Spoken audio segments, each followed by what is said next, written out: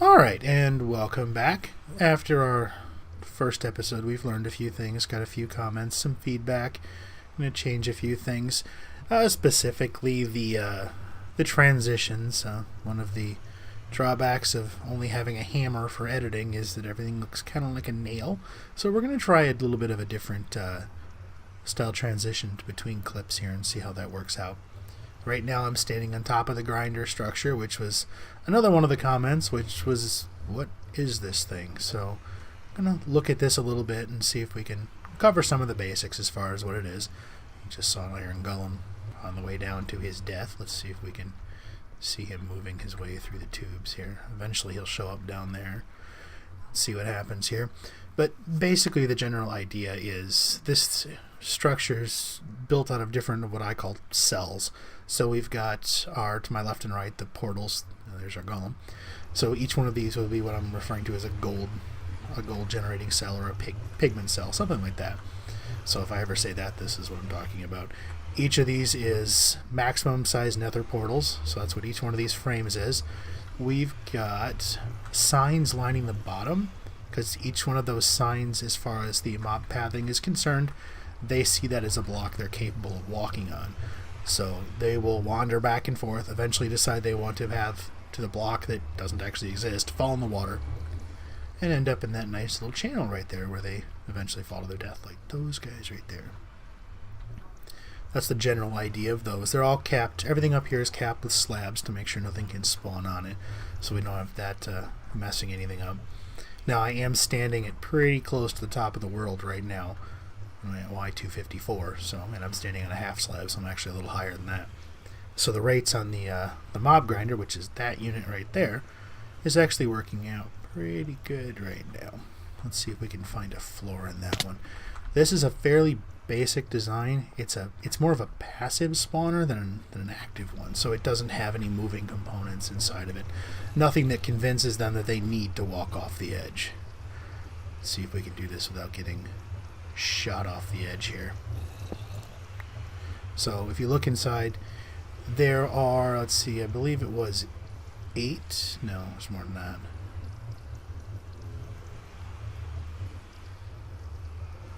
And 12 pads. So each of these is just a 3x3 pad. All of these spaces around the edges are lined with trapdoors, which again, so they can walk off, and you can see a little creeper stuck down there. And there are trapdoors here. The half slab in the middle is designed to keep the spiders from spawning in here, because the hole at the bottom is not big enough. You can kind of see it right down there, that light down there. It's only a 1x1, so a spider won't fall through that. Get out of here before something decides I need to get knocked off the edge. I've only fallen off this structure twice in the entire time it's existed. And I don't want to make that 3 times. Oddly enough, the first time was when the structure was actually completed.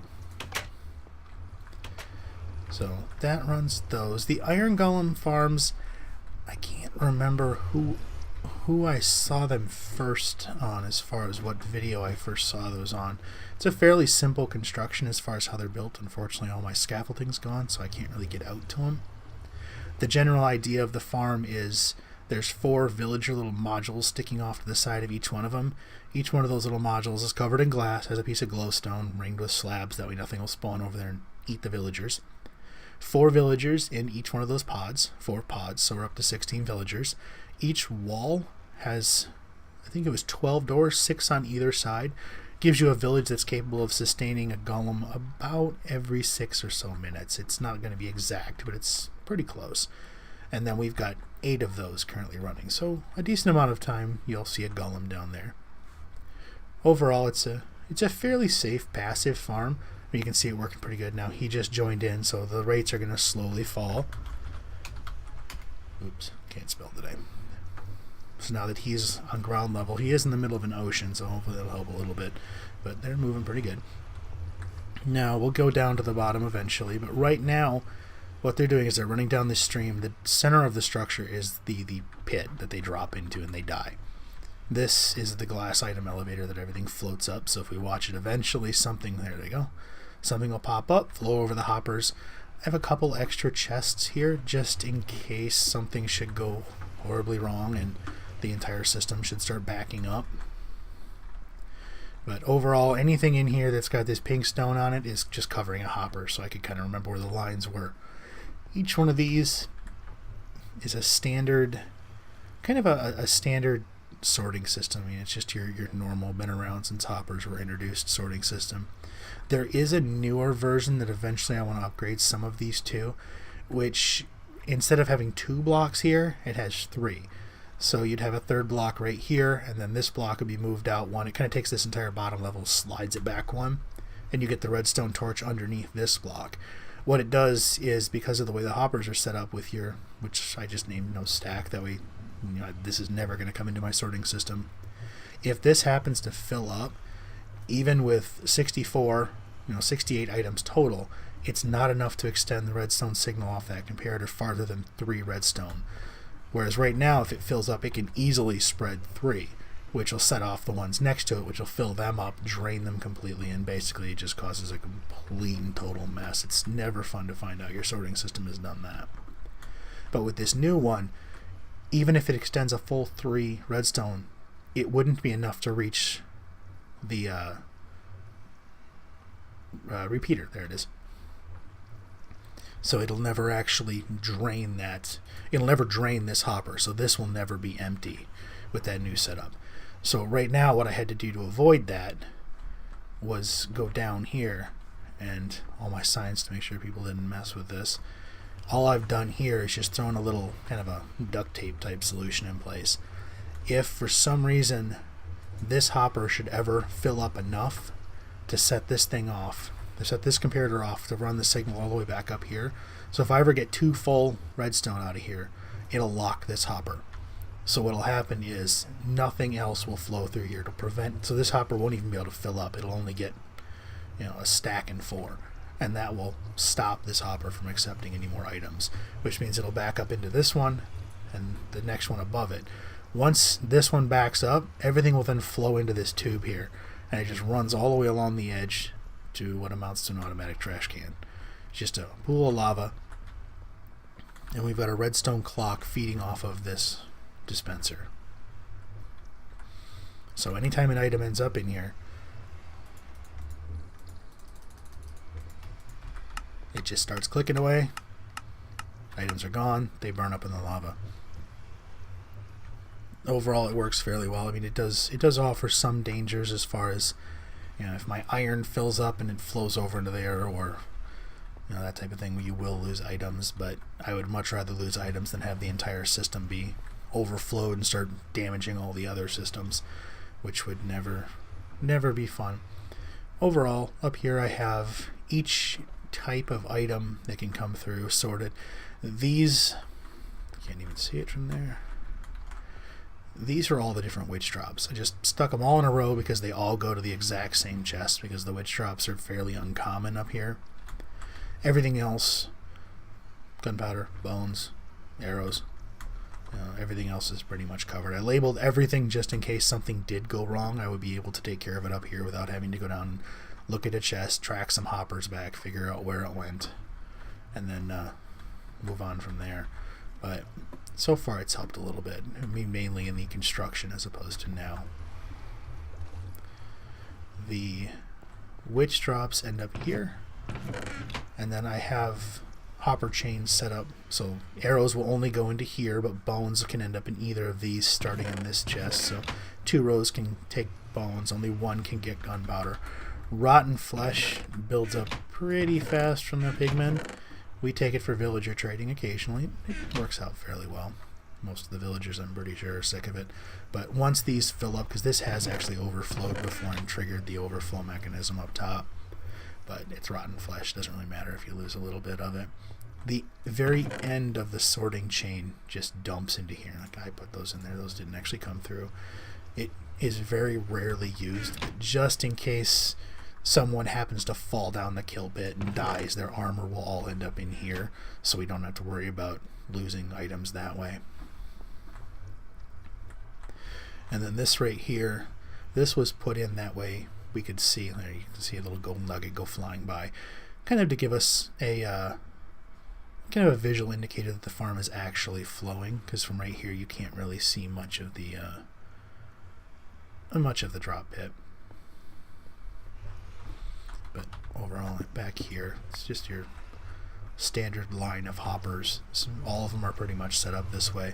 The only difference would be the duplicates.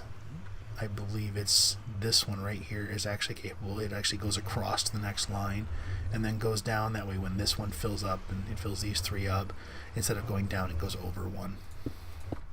So it's a fairly standard, straightforward hopper setup.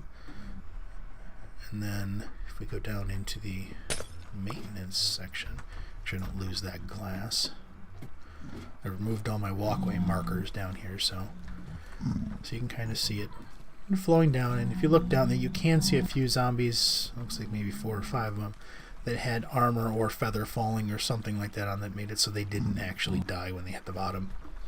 We're up high enough, I haven't run into a problem with that room filling up and causing issues.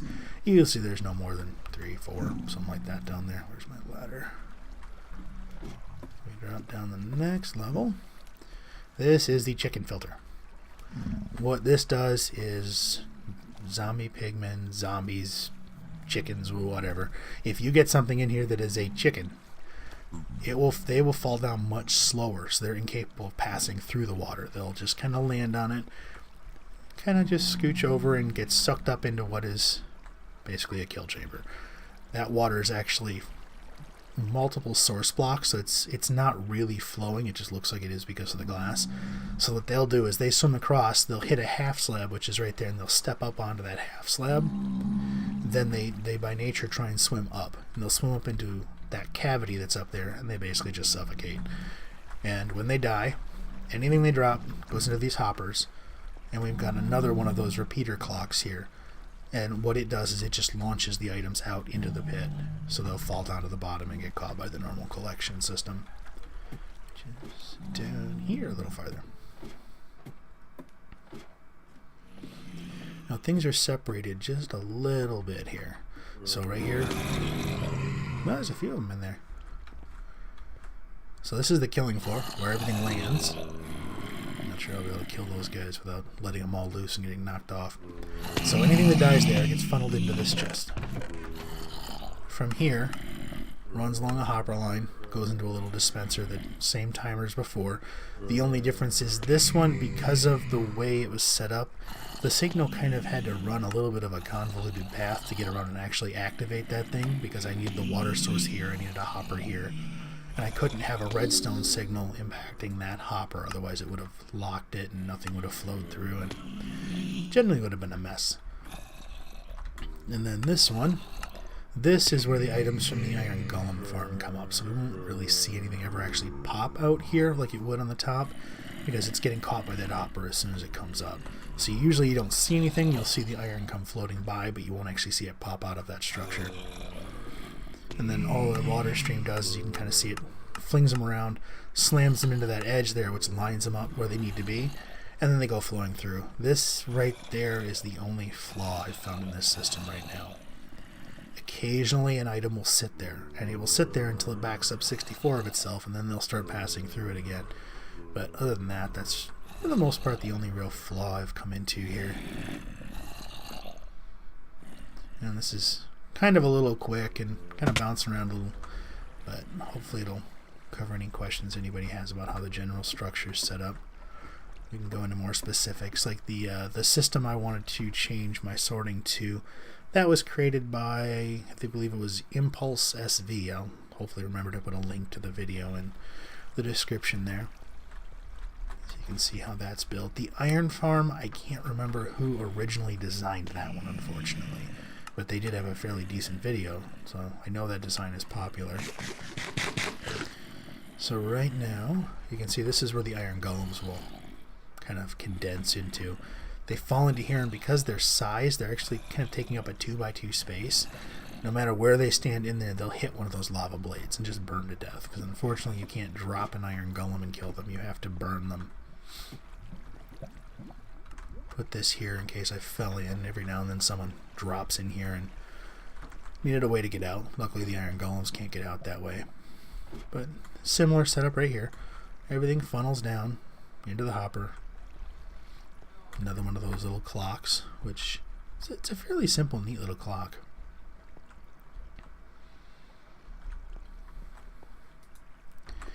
Yeah, signs here, because originally there was just, this chest was just sitting here.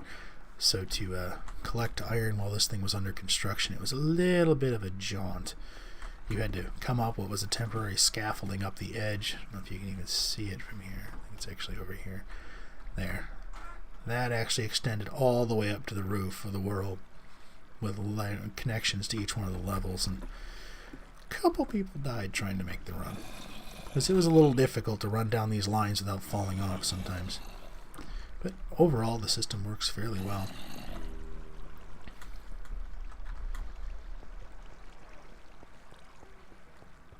Take a look here. I did spend some time online and just AFK to let the glass build up, so I'm hoping there's enough to make a decent dent in the pyramid down bottom. Although I do have another project I want to work on today. Hopefully a little later on. I'm not sure. I have to go gather up some resources. Let's take a look up here. I'm going to run back up to the top, replace my glass, and then see what's needed, and then I'll be back. Alright, so for the project we're going to work on today, we are going to bake something. And we're going to bake, it's going to use these ingredients. I'll let you guess here. And yes, we're going to make a mud pie. We're going to use water and dirt, and unfortunately Minecraft won't let us make mud. So instead, we're going to bake a cake. Which, fairly simple recipe. Bunch of milk, an egg, some sugar, and we get a cake and an achievement. Now, the reason we need the cake is because this is what we are going to be building today. Is this. It is 28 blocks wide, one block being each one of the little squares inside of it, 15 tall. It's going to use at least 3 different colors, maybe toss in some gray there depending on how the white looks. And the reason we're building this is today our daughter turns 9 years old, so we are going to build her a cake. Not sure what we'll do with the cake afterwards, but we're going to start by building a cake. What we need to do to get on with that process, I'll need to fill in this water here, flatten out an area large enough to hold a 28 by 28 cake, which will be huge, cut down some trees, and start building. We're going to use orange for the base. That was the closest color clay I could find to this color. The white clay, not really white, and unfortunately I don't have enough quartz to use the bleach white, so we'll probably be using the standard white clay, which is a little bit off-white, and either red clay or redstone for the cherries or sprinkles or whatever those are on top. But I'm going to get started with the clearing out, and I'll jump back once that's done. Okay, so dirt removed. I have to clear that area up a little bit, make it look a little more natural after we're done. Same with the area over there. Now, as far as location goes, there's the pyramid, there's the floating grinder structure, and here's our cake. So you can see the basic outline of the cake is in place. It's going to be 15 blocks tall. Takes about a stack of clay to get from this point around to about right here. So little over half. So this is going to take a significant amount of orange clay. The floor is going to need to be replaced as well. That'll clean up some of this area. And then it's going to take quite a bit of time to build it up. So we'll get started on it, and I'm going to get at least some of the walls and the floors put in, and then we'll pop back and see how we're doing. Okay, so the lower layer of the cake is done. It's 8 blocks tall, so it's a sizable wall of orange clay. Now, in case anybody's wondering, this block right there will eventually be lowered into the ground, but it is the kind of a surveyor's point. It's the center of that circle up there. There's a similar block over there on the structure, the portal house in the ground, so I know where the structures above them are. Alright, so now what we're going to do is start layering on the white and see how that goes. So pretty much right now we are up to this point. We've got all of this built across. So I'm going to need to take a look at the gray and the white clay and see if I want to do gray along here or if we just want to do the entire top as white. More than likely it'll be white, but I'm going to take a look, go make some white clay, and then get started on it. And then I will be back. Sometimes walking to the bottom takes a little bit too long. In those cases, it's a little more fun to get down there quickly.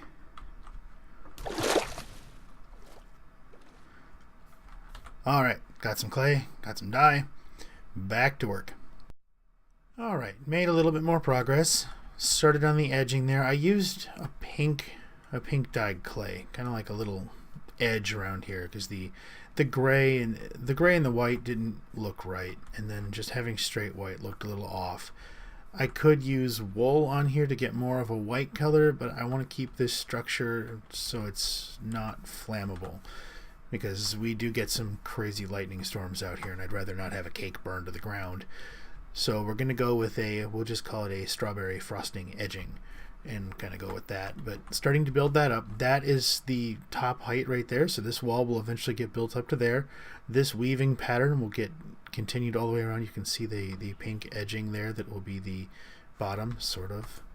Let's light it up a little bit here so we can see the colors better. Alright, now you can kind of see a little better.